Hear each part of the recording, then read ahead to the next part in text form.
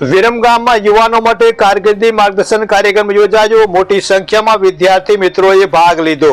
વિરમગામ શહેરમાં યુવાનોના ભવિષ્ય ઘડતરની દિશામાં એક મહત્વપૂર્ણ પગલા રૂપે 30 મે 2025ના રોજ એસોસિએશન ઓફ મુસ્લિમ પ્રોફેશનલ્સ અને મુસ્લિમ વેલફેર વિરમગામના સંયુક્ત ઉપક્રમે મેગા કારકિર્દી માર્ગદર્શન કાર્યક્રમનું આયોજન કરવામાં આવ્યું હતું।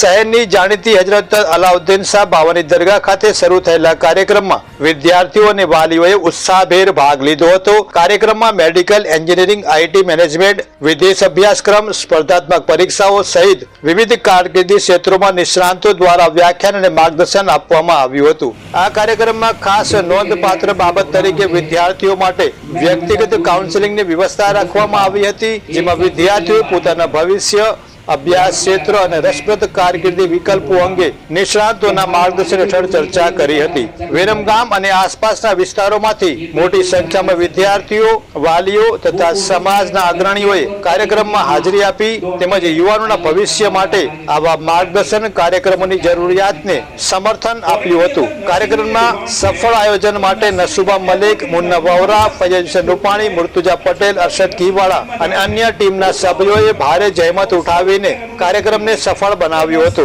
આ કાર્યક્રમની સફળતા બાદ આયોજનકર્તાઓએ જણાવ્યું હતું કે આગળ પણ આવા કારકિર્દી માર્ગદર્શન કાર્યક્રમનું આયોજન કરીને શહેરના યુવાનોને ઉપયોગી માહિતી અને વ્યવસાયિક માર્ગદર્શન પૂરું પાડવામાં આવશે। Munna Vohra, India crime coverage news, Viramgam.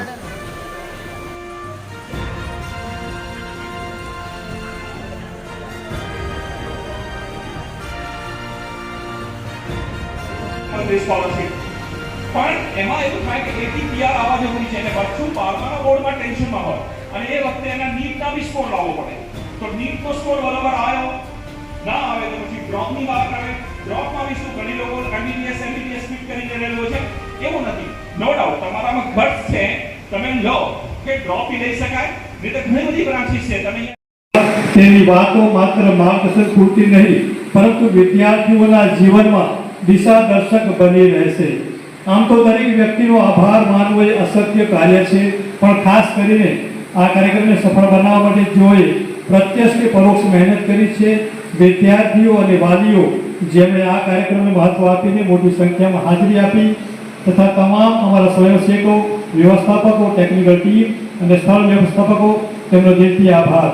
અને એ જ દુઆ કરું છું કે આ કાર્યક્રમમાં મળેલું જ્ઞાન અને માર્ગદર્શન આપણા ભવિષ્યની વધુ સારી પેઢી ઘડવામાં સહાયક બને અને આવા વધુ યોગદાન કાર્યક્રમો આવી જ રીતે જનહિત માટે આયોજિત થતા રહે।